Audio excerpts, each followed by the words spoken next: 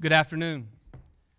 I want to thank all of you for being here today, and I want to particularly thank Lieutenant Governor Hosemann and Speaker Gunn for their leadership in their respective chambers, and particularly with their work over the last several days. Obviously, we as a state are dealing in very difficult times. We had 262 new coronavirus cases reported this morning by the Mississippi Department of Health.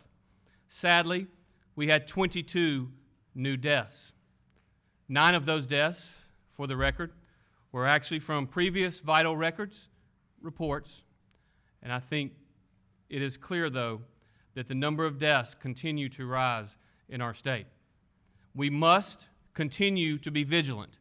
We must understand that we are not over this disease, nor are we over the challenges that we face. I want to implore everyone that is watching today, please remain vigilant. Please continue to social distance. Please stay home whenever you can. I believe that is critically important. We must continue to work together. We do have Dr. Dobbs and Director Michelle here that will speak to us in just a bit. Everyone here also knows that we have been working through the bill that was passed by the Mississippi legislature last Friday. There has been a lot of things done and said over the last 4 or 5 days, but here's what I want you to know. It is critically important that we as a state come together in these challenging times. It is critically important that we work for the greater good. So yesterday morning, I called Speaker Gunn and Lieutenant Governor Hosemann and invited them to my home. They graciously accepted. And the two of them and other legislative leaders and I had a conversation. We sat together over 2 hours. The one thing we all agree on is that we want to do what's best for the people of Mississippi. Now, we may not ever agree as to the original issues, and that's okay. We don't have to agree on every single issue, as long as we agree that we're going to work hard for the people of our state. Because of that conversation and others that have since come, we have made a decision to hit the pause button. There will be some structural moves and some procedural moves later today that gives us more time to discuss this. I am grateful to the Speaker Gunn and to Lieutenant Governor Hosemann and to every member of the Mississippi legislature for their willingness to create a path forward so that we can get these monies to our people. As I've said before, I don't really care who controls the money. The only thing I care about is speed. We know who needs this money. I believe that the three of us and the leaders in the House and the Senate can work together to craft a solution to get the money to the people who need it. Thank you for joining us today, and at this time, I'm going to turn the floor over to Lieutenant Governor Hosemann. Lieutenant Governor? Thank you, Governor. I appreciate so much having the opportunity to visit today, and I want to thank the Governor for asking us down yesterday to visit. Members of the Senate and House met with the Governor, as he mentioned, over 2 hours. At his request, we are going to hold the bill that we currently have pending before the Mississippi legislature. I'm going to ask my senators to hold that bill for a few days here, as the Governor said. And the purpose of that is for us to reach an agreement on going forward on a plan. While we may be holding that bill, we're not holding our work. Right now, there's a committee meeting going on workforce development. We've been inundated with calls about people not being able to get their money. We're also going to hold hearings today and tomorrow working on legislation to transfer $100 million to small, struggling businesses in Mississippi. As the Governor has indicated, the reason we're all here, particularly members of the Senate, legislature, Governor, we're all here to work on solutions for Mississippians. And while we may not agree on one thing or another, the Mississippi Senate and the Mississippi House are going to appropriate the funds necessary to allocate these these dollars to Mississippians as quick as humanly possible. That is my goal, and I think it's a goal for all the senators that we represent. So I'm going to ask them to do that today, this afternoon, after this meeting goes on now. I really appreciate the opportunity for us to work together. I am looking forward to their plan. In the interim, you will see the Senate, I'll let Philip speak for the House, you will see us going forward with how we can distribute these funds as quickly as possible, the portion of the funds that we've been discussing in the past. So Mississippians need to know that we came together yesterday and that we'll have a path forward and that we're going to work forward as a group, work forward on making sure those dollars are delivered quickly. So I appreciate that. I guess, Governor, you want to turn it to the Speaker? Thank you, Mr. Lieutenant Governor. Mr. Speaker, thank you for being here with us today. Thank you for working with us to find a solution and a path forward, and the floor is yours. Thank you, Governor. I, too, want to thank the Governor for working with us to reach a solution in this matter. As you know, we have had some disagreements over appropriating authority. I'm very grateful to the Governor for his willingness to work with us in that arena. The conclusion that we have reached is that the legislature will appropriate the dollars in conjunction with the Governor administrating those dollars. The main concern for us right now is to set up relief for our small businesses. In our conversation yesterday, I think all three of us agreed that was number one priority. And so we are beginning immediately today, that's the reason the legislature is back, to craft in consultation with the Governor and his office and the ideas that they have put forward to craft a plan for small businesses. It's our hope that by early next week, we will be able to unveil that plan. We will be able to appropriate dollars into that plan, and our small businesses will immediately begin to receive some relief. I want everybody to know that we agree that for us to work together is a priority, and I think this shows that we can do that. I want to thank the Governor for his leadership in setting that up. And I'm pleased today to announce that we're here ready to move forward and help Mississippians, and that's the main thing. So thank you so much for letting us be a part of this press conference, Governor. Thank you, Mr. Speaker, Lieutenant Governor. Thank you both for your leadership of our state. Appreciate you. I believe they both said that they need to get back over to the Capitol to get their work started and continued. And so, again, thank you very much for being here.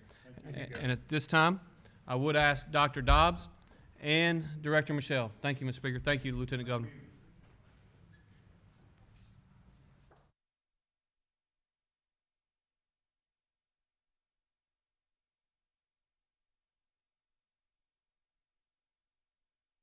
At this time, I'm going to turn it over to Dr. Dobbs.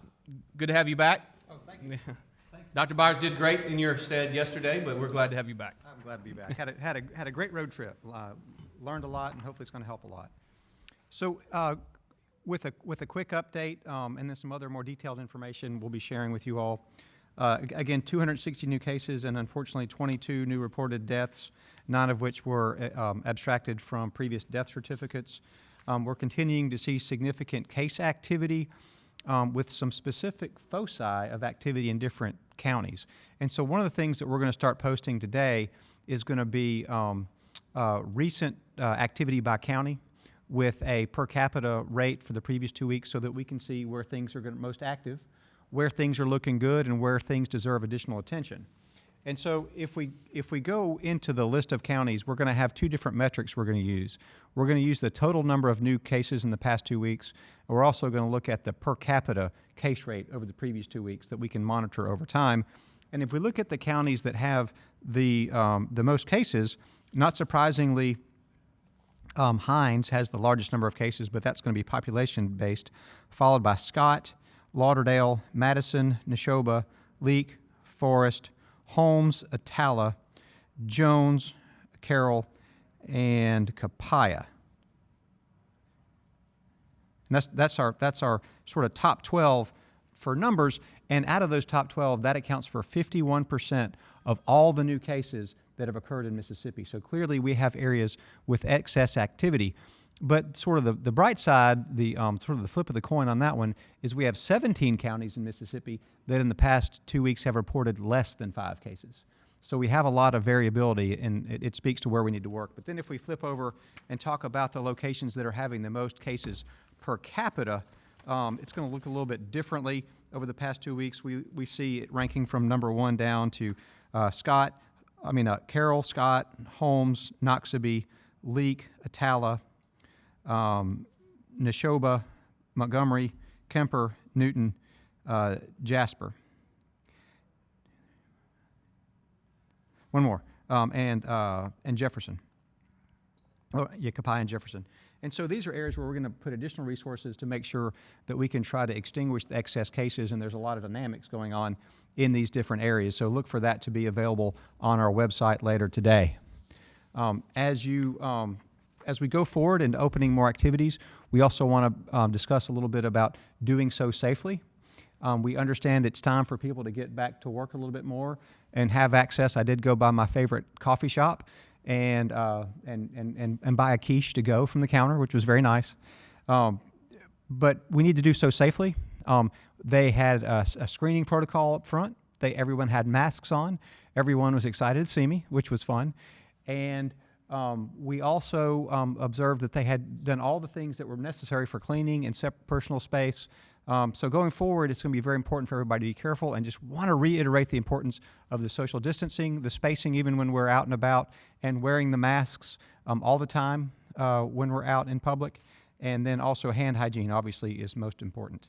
One other thing I do want to mention, and there'll be new guidelines out specifically for people who are under isolation or quarantine, and this will be coming out as a Health Alert Network message from the Office of Epidemiology. At this time, the Department of Health is not recommending retesting people to let them return to work or to go back into the healthcare setting. We have learned a lot about the science of coronavirus over the past couple of months. A positive, persistent nasal swab does not mean someone's contagious. Almost everyone should, based on CDC data, pretty much everyone does not have live virus in their nose after 10 days from symptom onset. So if people are returning to work, or if they're returning to the healthcare setting, there are guidelines that are based on time and from first symptoms, which is going to be 14 days, and then currently being asymptomatic. But we strongly recommend against using a retest strategy because it'll just keep them out of work for a month when they are not contagious. That's all I have, Governor. Thank you. Thank you, Dr. Dobbs. Appreciate your leadership, as always. At this time, I'm going to turn it over to Director Michelle, who has remarks regarding the emergency management details. Thank you, Governor. Thank you, Governor. Just a quick update, run back through PPE as has been discussed to the degree that I guess everyone would expect. PPE continues to be something that we're managing on a daily basis. We have delivered yesterday to 70 Tier 1 facilities in the Central District. We continue to do that. As we mentioned before, we make those deliveries 3 days a week to the Tier 1 facilities, and by exception to those facilities that get danger close to inventory, we push out to them directly. Tier 3 deliveries today to the 82 counties, including the Mississippi Band of Choctaw Indians, and as well, I want to thank again the Mississippi Department of Board of Animal Health, as well as the Mississippi Agriculture Commission for assisting us in wrapping up deliveries to our poultry plants and beef plants and fish plants. So you should be wrapping those deliveries up by tomorrow afternoon to get all that out. Quick declaration update for the FEMA 4536 storm that was declared for the Easter tornadoes. As I've mentioned before, there are 25 additional counties. I say again, 25 additional counties that we will be working to add back to the public assistance declaration there. The joint damage assessments should be wrapped up by close of business tomorrow. What that means to everyone, we've got a lot of calls and inquiries about what is the status of our county after those damage assessments are complete, which is the validation process with FEMA. We should be hearing something rather soon, sometime next week, about those counties being added back to that declaration. The 7 counties that we requested for the individual assistance being added back, we're still waiting on adjudication from FEMA on that. That's a different process, but as soon as we get an update with that, we should let you know. Those 25 counties, we'll push that out on our website. Probably already out there, knowing that Mallory generally stays on top of that very good, but we'll make sure that we get those out so everyone can see those counties that will be added back for public assistance. Finally, just to talk real quickly about Hurricane Preparedness Week. As always, we've had a talking point every day this week.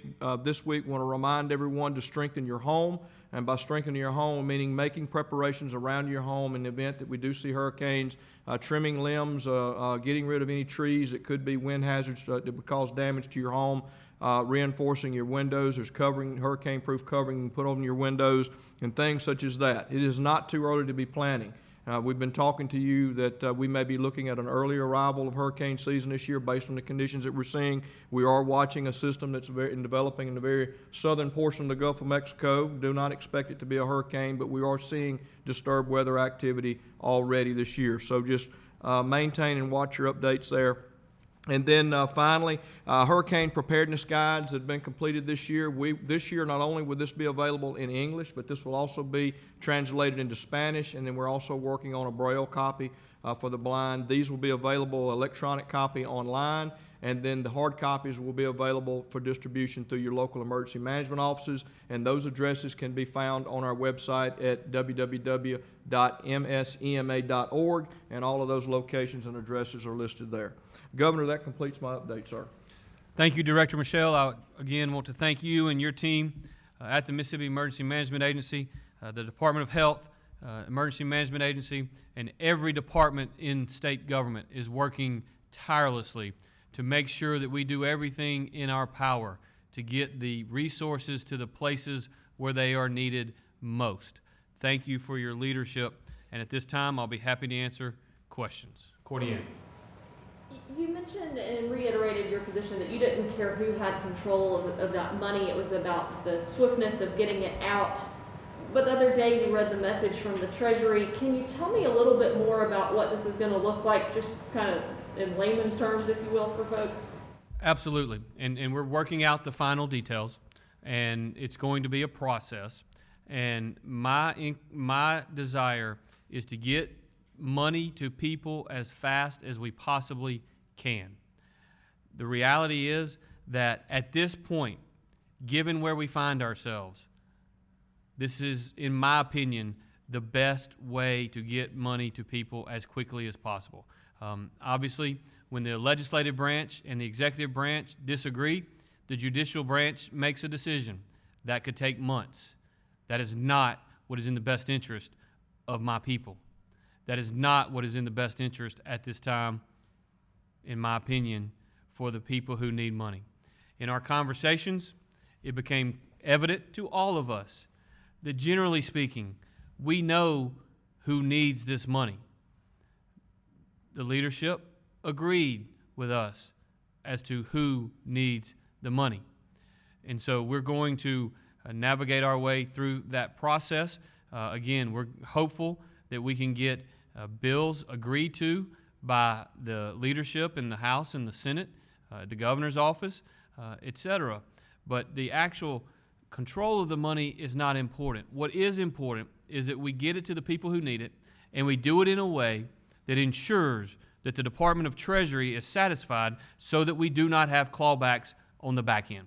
We talked about creating programs, not funding projects. I think that's critically important. As long as we can keep those guidelines such that we say we want to fund a program for small business owners, and this is what the parameters look like, and this is who is going to receive those monies once it is verified that they are eligible, once it is confirmed that the Treasury guidelines allow for it, then we can go forward. And so I think in layman's terms, to the people back home, you have trusted me with this recovery. Trust me that I'm going to work within the confines of the process to get money as quickly as possible. I think that is the best path forward today. It is true in the coronavirus that every day has been a little bit different, and so we want to continue to work to make sure that we get this money to the people who need it as quickly as is humanly possible. Yes, sir. Thank you, Governor. I guess in a way this is two questions. When you decided to meet with the Lieutenant Governor and Speaker of the House at your own place, can you first say how you or whose idea it was? And when it comes to drawing up a new plan, you gave some good suggestions. school districts being funded for better equipment, direct payments to barbershop salon owners. What are those conversations like, when it comes to their suggestions and yours to draw up this new plan? Well, it was my idea to invite the Speaker and the Lieutenant Governor to my home to have a conversation because I believe it is in the best interest of the people of our state. We do not have to agree on what the law says. We do not have to agree about the politics. We do not have to agree about the process. It is imperative, though, at these times that we have leadership and a leader that can all agree that we need to put all petty politics aside and do what's best for the people of our state. I am committed to that. And in our conversations yesterday, I believe the two of them are committed to that as well. Now, obviously, the legislative process is a challenging one. We're going to have to navigate our way through it. I have given those warnings to the people, and I've told everyone my concerns. We will work through that. We will work through that. And as long as I see progress, that we are headed in the right direction to get the money to the people, I think we will be okay. The fact is, we have a lot of work to do, and we have a very short time to do it. But I am committed, just as I am committed to protecting every Mississippian in a prison, just as I am committed to protecting every Mississippian that is in a long-term care facility, just as I am committed to be here every day at 2:30 and update the people of Mississippi on our response. I am committed to do everything in my power to work within the confines of the process to get as much money to as many people as possible. That's what my commitment is. I think it's critically important. Mississippians don't need to see their political leaders fighting in the middle of this crisis, period. It is very important that we step up, that we come together, that we recognize where we are, and that we move forward together. In our conversations yesterday and in the hours since, it has become more and more clear to me that what we want to do with the money and what I have proposed that we do with the money in press conference after press conference after press conference is very similar to what the two legislative leaders want to do with the money. And so I think and I believe at this time that they are sincere in their desire to work with us to get this done and to get it done quickly. Yes, ma'am. Kind of along the same vein, Senator McMahon released a kind of a proposal on what the money could go to. I don't know if you've had a chance to look at it, but he talks about rural internet, distance learning, unemployment tax offsets, hospital fund, and some local and county expenditures. Do you foresee any of those becoming programs or any money getting funded to that? Was that part of y'all's conversations yesterday? Unfortunately, I have not seen Senator McMahon's proposal, but I believe in all 5 of those proposals. I have sat in this chair over the last 2 weeks and said that's how I would like to spend the money. An additional area that I have mentioned is getting money to small business owners. I think you'll see that the legislature moves quickly to develop a program where we can quickly get money to small business owners. Our small businesses, many of them have been shut down by their government. It is within guidelines, if drafted properly, that we can do just that. And I think that's an area where we can find agreement. But yes, those 5 areas certainly are 5 areas where we know there has been significant economic harm done in addition to the public health harm. Renee? Dave Elliott with WOX has a question. Dave? Thanks so much, Renee. Governor, you, the Speaker, the Lieutenant Governor stressed urgency getting money to the people, the workforce, businesses. But we've seen the Mississippi Department of Employment Security paralyzed by the surge. Other agencies bogged down with bureaucracy. Down here, that's kind of reminiscent of Katrina and the BP oil spill, causing us to say some things never change. So what's going to be done? How can you think out of the box? How can you get creative and cut through the red tape? Well, thank you, Dave, for that question. I think it's incredibly important that we cut through the red tape, that we get money to the people that need it.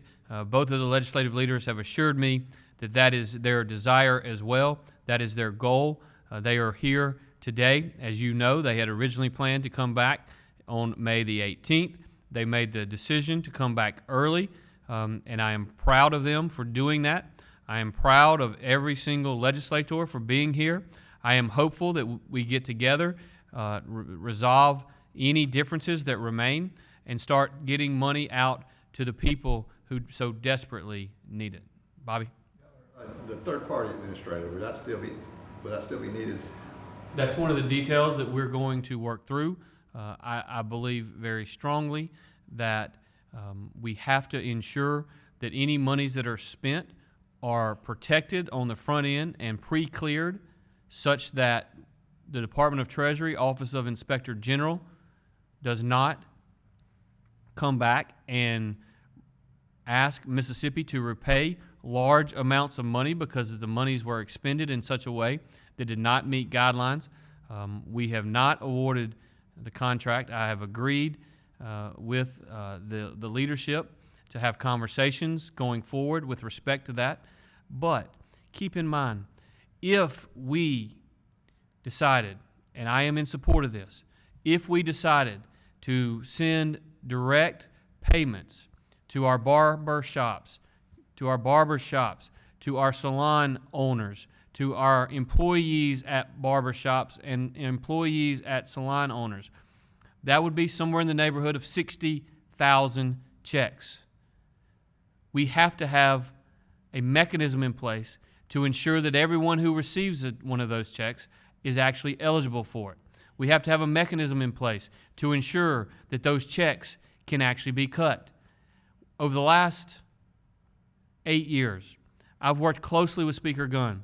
We have approximately 6,000 fewer employees in state government today than we had 8 years ago.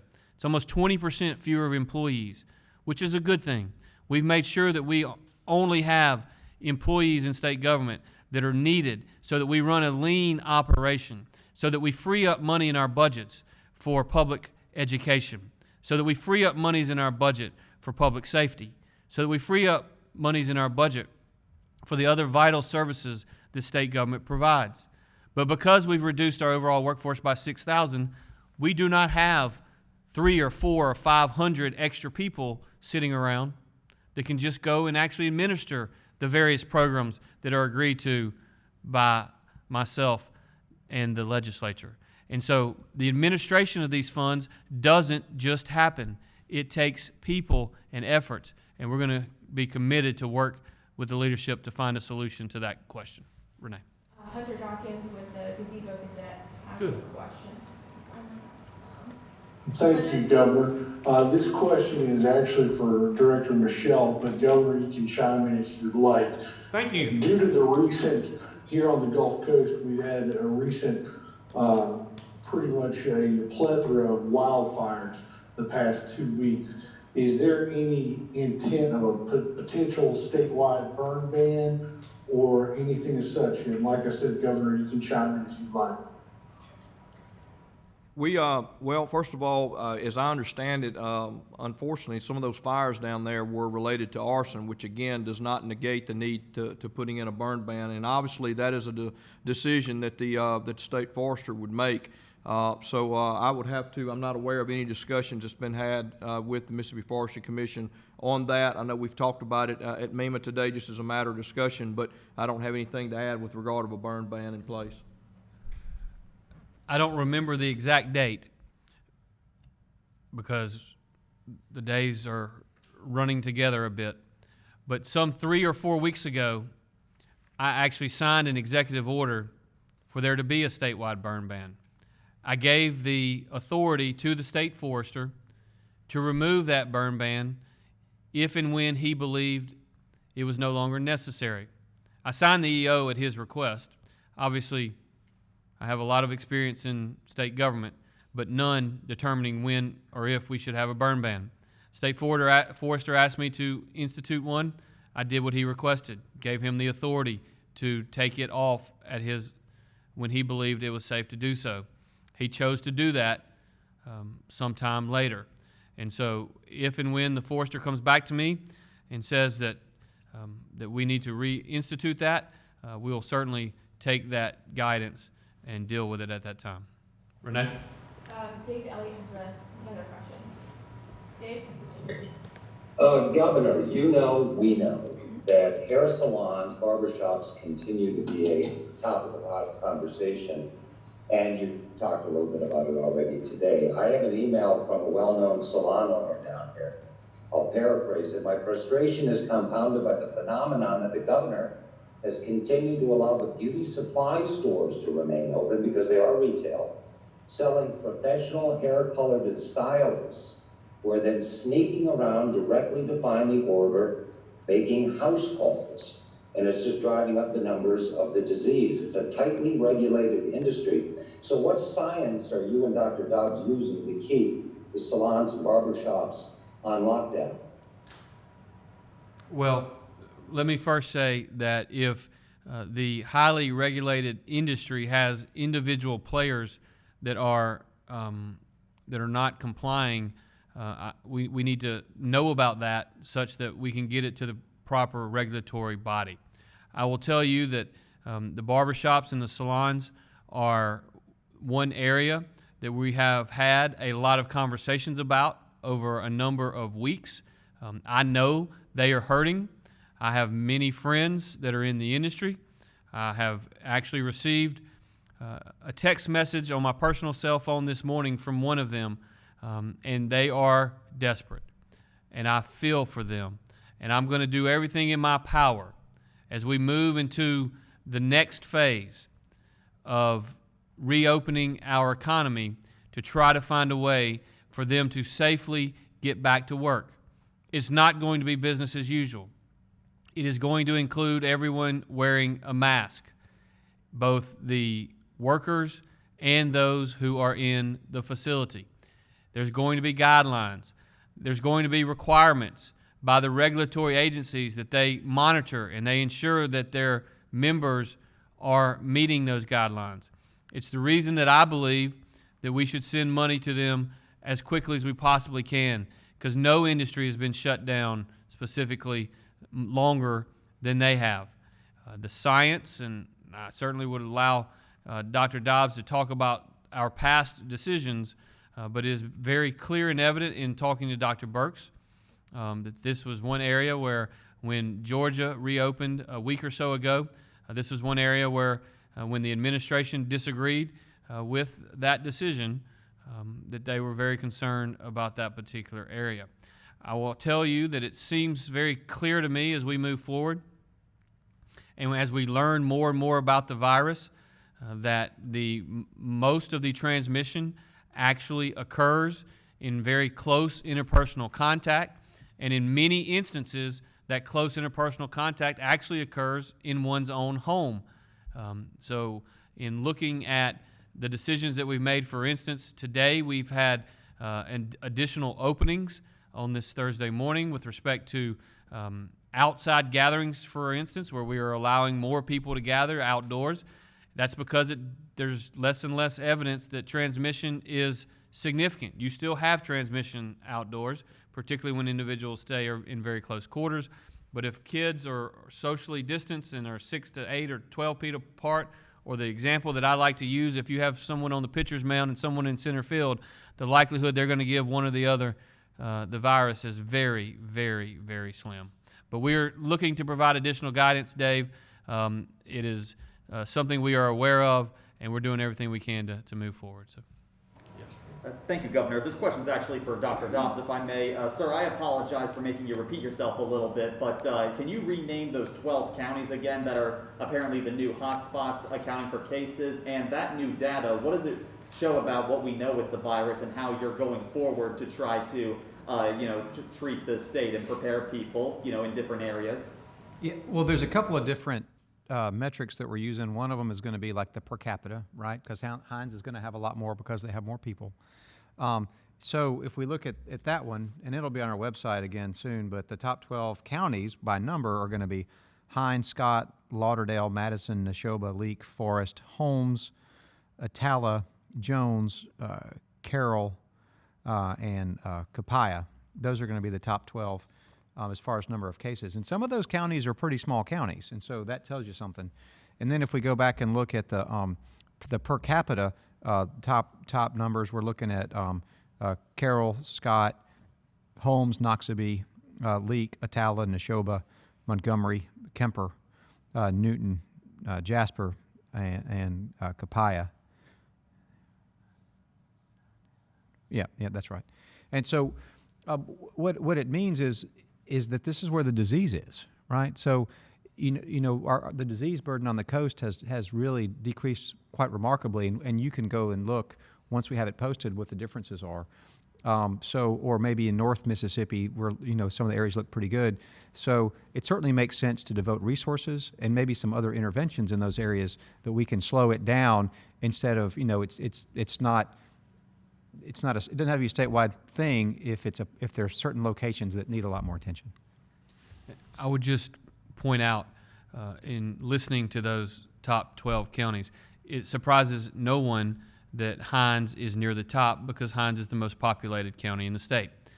However, when Scott and Leak and Atala and Neshoba are on that list, they have a significant number of cases relative to their per capita compared to virtually every other county across the state. That's the reason I think Dr. Dobbs, in 2 of the last 4 days, has spent time in one of those counties. His team is spending resources in those counties. And that's got to be our approach moving forward, as we are having some counties and some large counties throughout the state that are having very little transmission. Then we've got to let more and more of those individuals get back to work, and then we've got to push resources to those counties where it appears that the virus is being transmitted. And there are specific reasons. Just like 3 weeks ago, when certain counties were moving up the charts, there were specific reasons for that. Now there are specific reasons for it, and we've just got to use our contact tracers. We've got to get out and we've got to find them. We've got to find the people that those who have tested positive have been in contact with. We've got to figure out a way to keep them isolated for a period of time, slow the spread there. And unfortunately, if the heat does not significantly slow the spread, which we hope that it will, then that's how we're going to attack this thing going forward, is by finding out where the mini outbreaks are. And I use the term mini outbreaks because in these counties you're talking hundreds of cases, not tens of thousands as you see in some areas. But it is an outbreak, and we've got to do everything we can to mitigate that. Bobby. Governor, I'm sure in your discussions with leadership, you talked about the original bill, which I know is kind of on the back burner now, but they gave you $100 million. You described, would that be part of moving forward, especially since the money's got to be spent by end of December? Do you hope to have some money to deal with sort of things that pop up in an emergency situation? Well, we intend to be very engaged and involved in every program that is created, but I think the one very key point is that there has to be significant discretion for the governor in the event that the monies are not all spent. So there's 2 bad scenarios that I can describe, and then there's something that is of the essence. The first bad scenario is that we do not get these monies out quickly enough. We have to get these monies out quickly. That is an understanding that all of the parties that were engaged and involved in these behind-the-scene discussions were brought out. We must do this quickly. That is imperative. But the other 2 perils that we must avoid is the Department of Treasury has been very clear that the Inspector General is going to monitor these funds very closely, and as well they should. The federal government has spent almost $4 trillion in this fight. Every taxpayer in America and every taxpayer in Mississippi deserves that these monies to be spent in the manner in which they were originally appropriated. But the other peril is that the restrictions or the constraints are so tight that large amounts of money that we receive to help people do not actually get in the hands of people. And so with the current bill being shelved at this time, it limits those restrictions. I've committed to work with the legislative leadership. I am committed to that as long as we can find resolutions that meet all of our objectives. That's critically important. I believe that we can. I believe in my heart that we can. I believe that everyone that sat at this table today are well-intentioned and want to do right. Now, we just have to execute, and I'm committed to lead the way to execute, just as I have done for the last 4 months on every other crisis that has hit our state. Renee? Nick Jude from Jackson Free Press has a question. Great. Nick?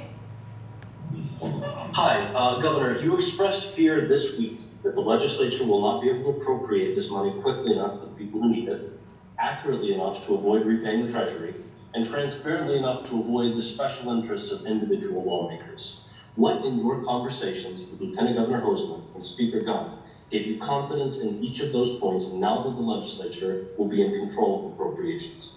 For example, will NDES stay solvent, or will they have to fire the majority of their workforce? I remain concerned about those items.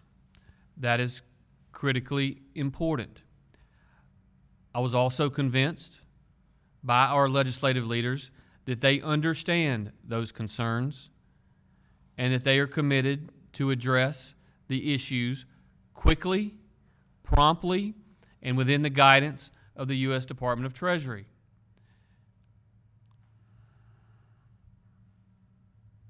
Emily from APB has a question. Emily?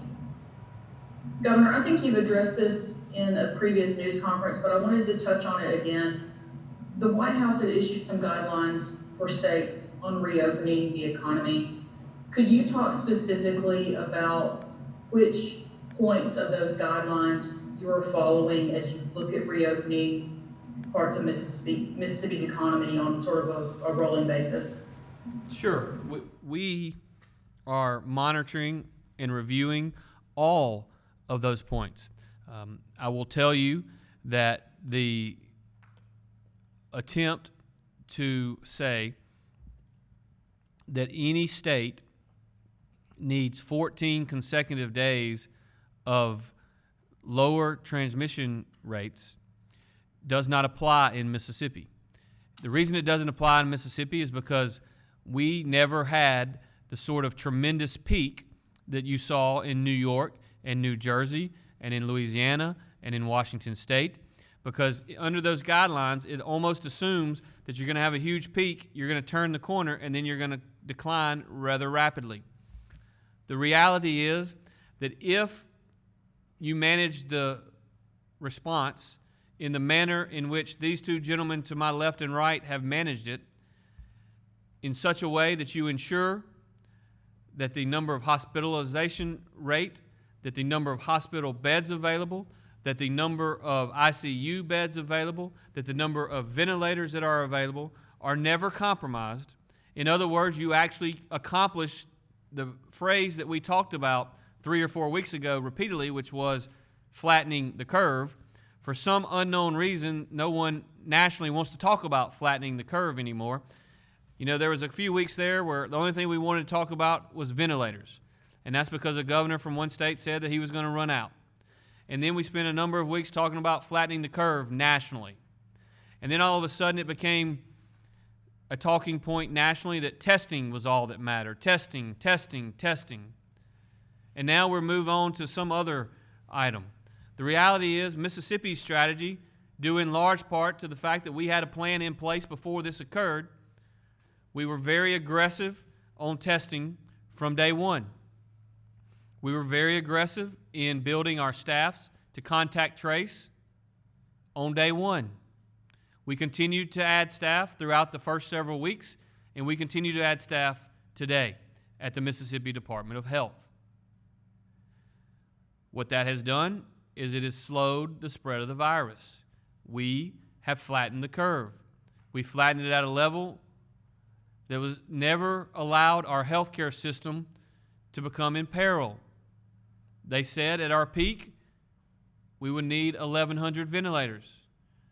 I don't believe we've ever had more than 125 Mississippians on a ventilator with COVID-19 at any one time. And in fact, we have somewhere in the 72 range today, I believe.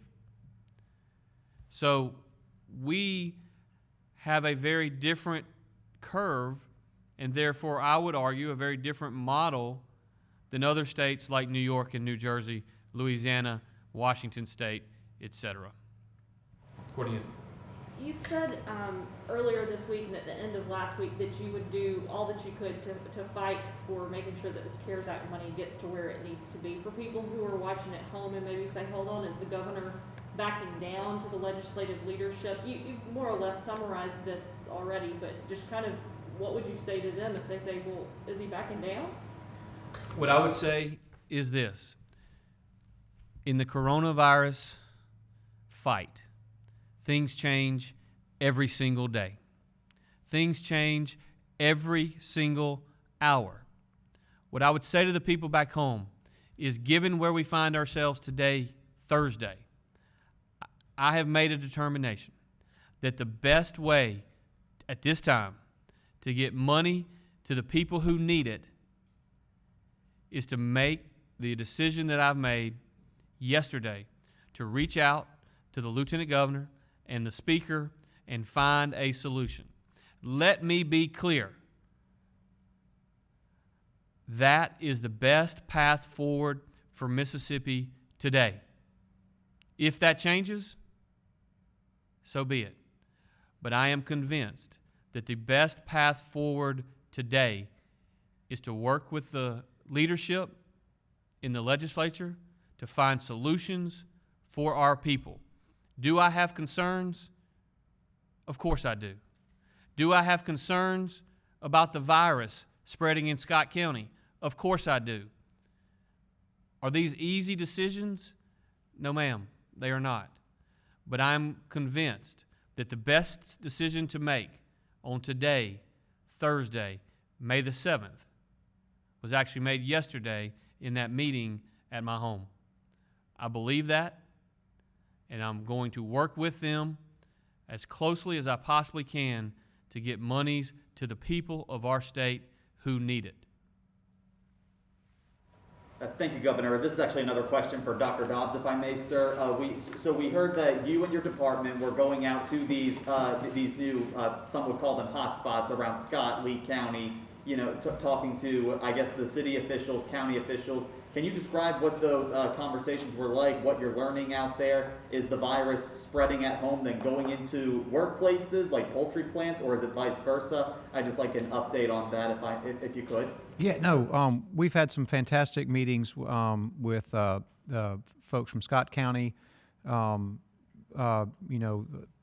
local leaders, health systems, community health centers, and faith community individuals, and also in Lee County, and then Neshoba, and then the Choctaw Nation. Had a wonderful visit with them and greatly appreciate their hospitality. There's a lot of great work going on there, but there's some unique challenges that they have in the communities. What we seem to be having, although we're going to investigate a lot more, is there is some evidence of excess transmission in communities where poultry processing is a common employment. We don't have, again, like we said, like most cases do not occur among people who work in poultry processing centers in these areas, but certainly within these communities, there's a lot of transmission. And so we want to make sure that a combination of things happen, that we bring the resources available to make sure that people can make the right decision as far as like bringing masks and stuff to the communities, making sure there's adequate testing so that we can have people isolated and quarantined properly so there's no more transmission. making sure that the messaging and communications is effective so people know how they can protect themselves and one another, and prevent transmission in the community where people are out, going to the store and whatnot, especially as we look at opening. We'll need to be extra vigilant, and then maybe are there other measures that they want to take. I know that in Philadelphia and also in Meridian, and certainly I've spoken with the Meridian folks and Mayor Bland on regular occasions, have taken the step to institute mandatory masks in public. And so those are things that are really curious that might be good options for certain locations to help stop spread. And then also we'll obviously up our investigation capabilities in those areas. Dr. Dobb, just sort of one quick question. I mean, I'm hoping that what the governor's hoped a while ago is right. Do you think, is there any chance it will die down some as the heat picks up? Well, I mean, nobody knows for sure, but what's your thoughts on that? Right. Well, we have flu in the summer that people don't realize it, right? So it's less, but we have it. And so what I would say is, based on other viruses and probably the likelihood, is it less likely for the virus to linger in the air quite as long? Yeah, probably not. So if you're in an infected airspace, it's probably not going to be as infectious in hot, humid weather. Or outdoors especially, that's really good. But if you're touching somebody, or if you're coming in physical contact with somebody, there's no benefit from that. So it's just really a matter of what the different transmission dynamics are. And so that's why this personal distancing business and the masks are even that much more important as we go forward, because I don't think the heat and the humidity thing are going to help us at all if we're hugging on one another and not being as conscientious about our physical contact. Cornelian. Dr. Dobbs, what about the screening process maybe for restaurant employees or whatever the case may be, knowing that there are folks who are asymptomatic? I mean, is it just the best shot we can do at that point, but knowing that there could still be transmission with folks who have no idea that they have it, aren't running a fever?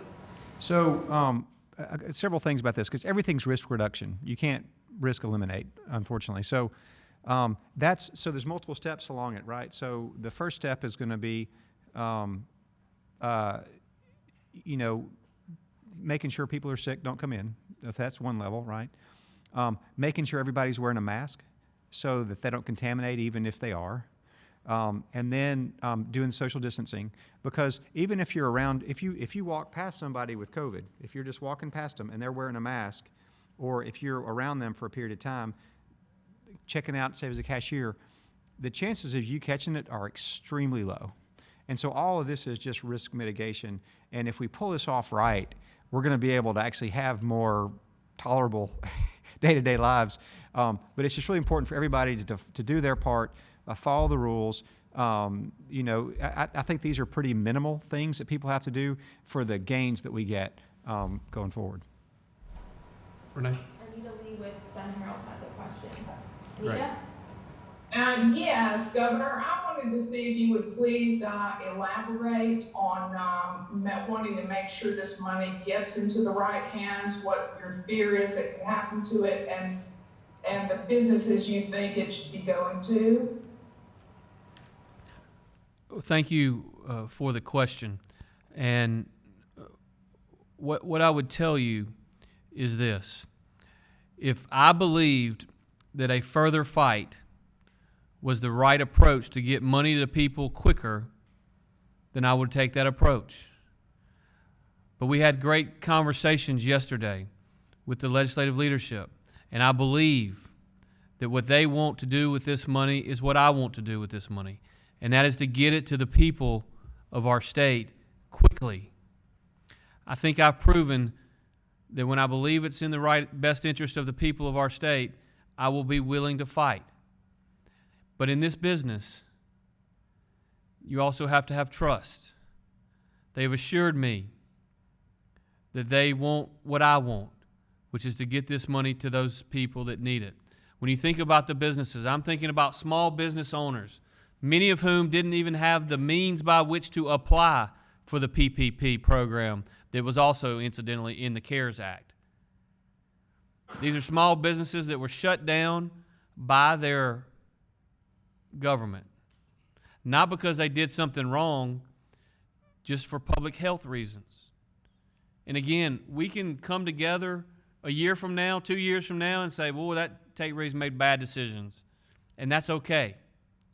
But what we do know is that we've slowed the spread of the virus.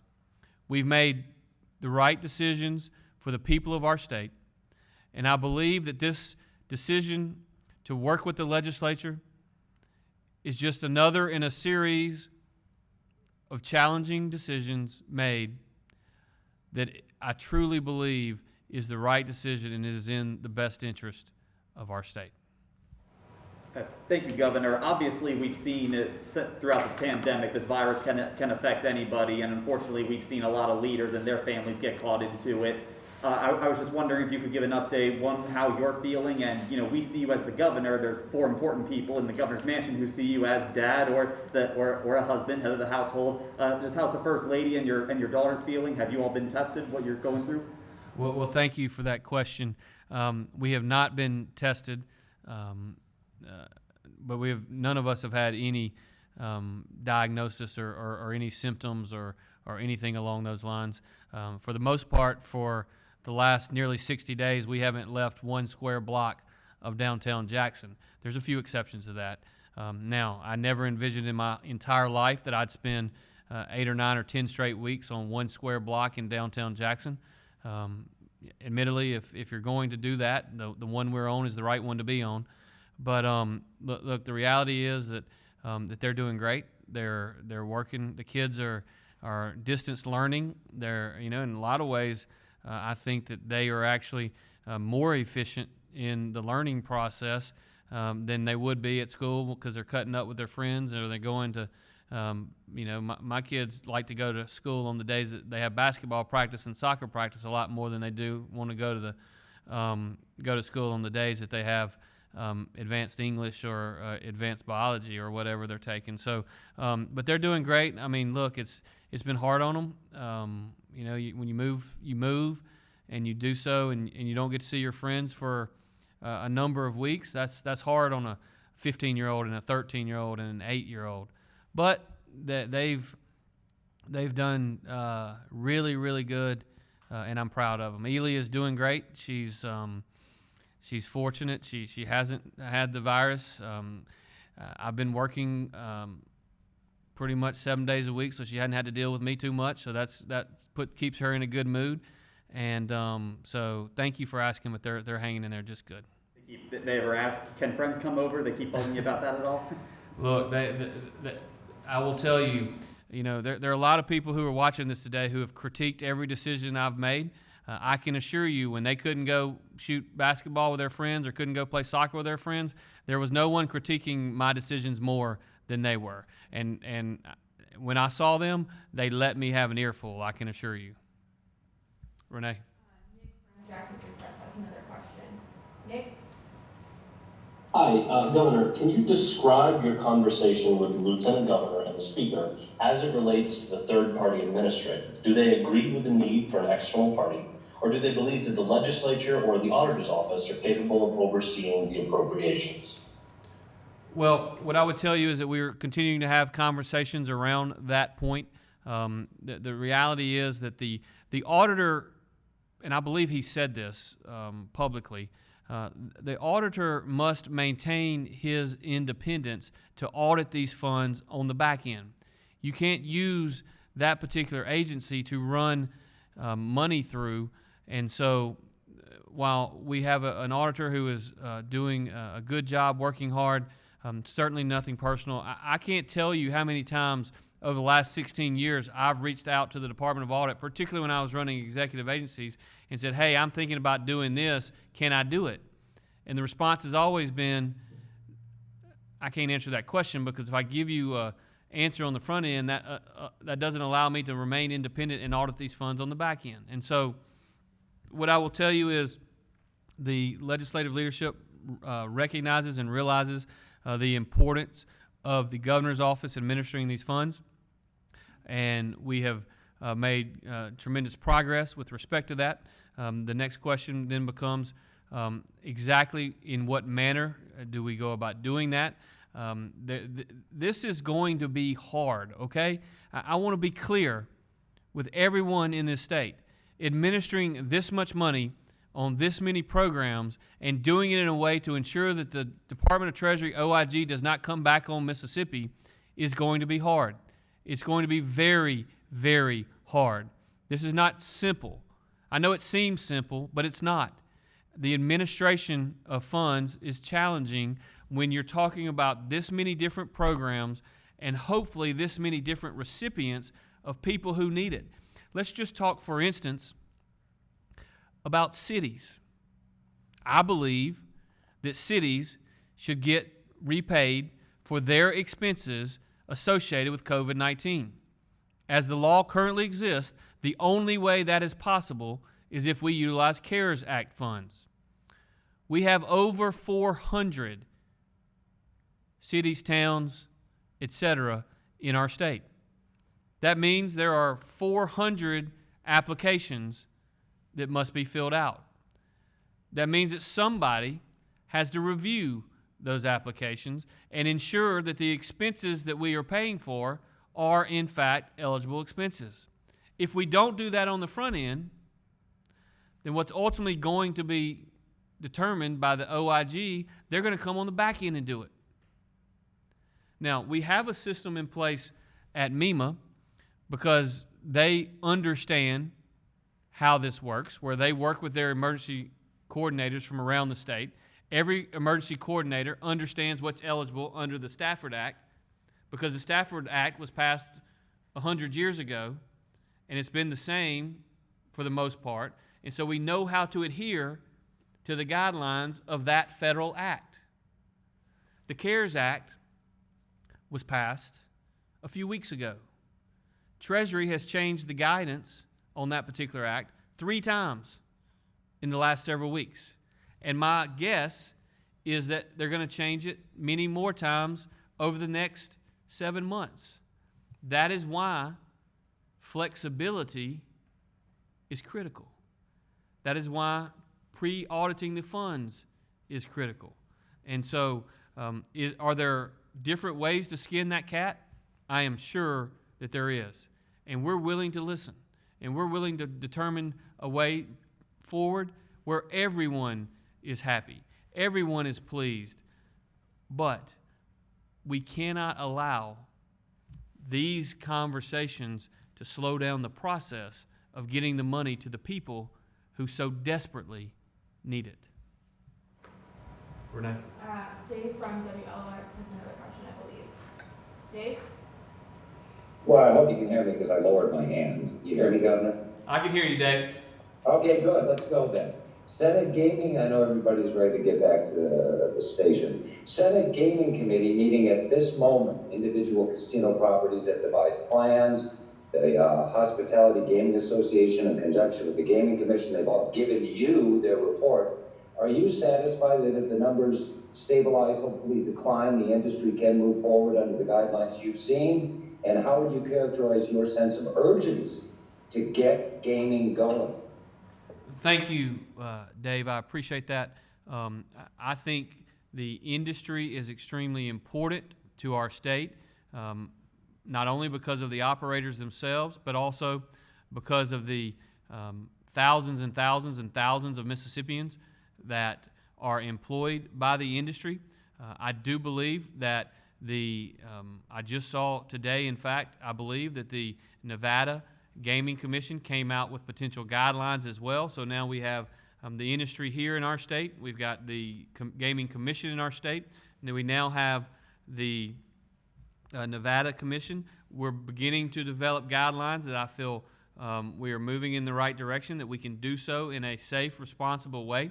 And let me just be clear, because I've been in pretty regular contact with a number of these operators and commissioners, et cetera, and they are working hard, and they have been good to work with. They understand the challenges of having very large groups of people in a small area. So they have the disadvantage of a lot of people coming from a lot of different places into one area, but they also have the advantage of having very, very big, large, open spaces. And so I am hopeful that we can get them back open sooner rather than later, and I believe that we can do that. Supposed to go to the AG, not the auditor's office for those opinions. You don't have to answer that. Yeah, I never was very good at this government thing, but thank y'all very much for being here. I appreciate it very much, and we will see you back here tomorrow. Thank y'all, and God bless.